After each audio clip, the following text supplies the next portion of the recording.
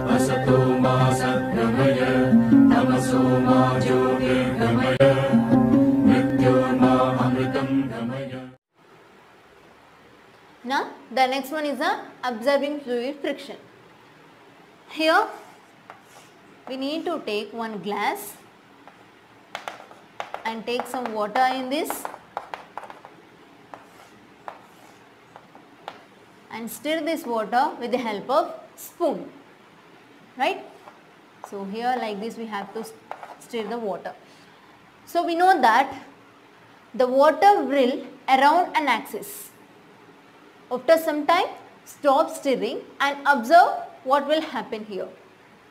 We know that the whirling is decreases gradually. The whirling speed is decreases gradually and the water whirling is comes to stable state, right?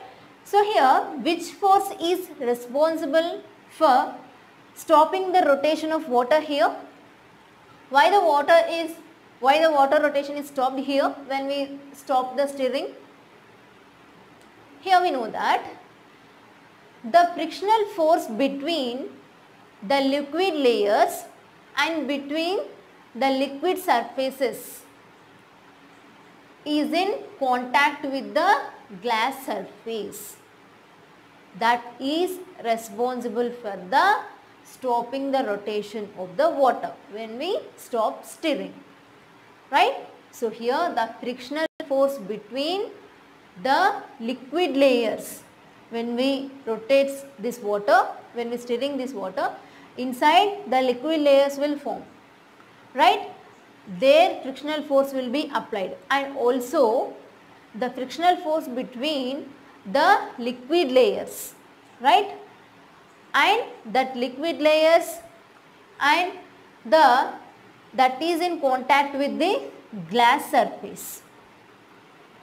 When we stop stirring, the whirling is decreases gradually, right? So this is the responsible for the stop the rotation of the water.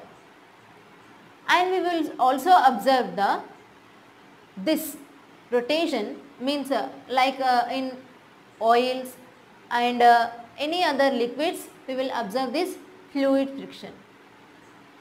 Okay, and here the fluid friction is not only for liquids, it is also responsible for the gases also. How the gases will exert the fluid friction? So we will observe the fluid friction in air, that means in aeroplanes and in jets, and birds are moving in the sky, right? So their fluid friction will be applied those objects.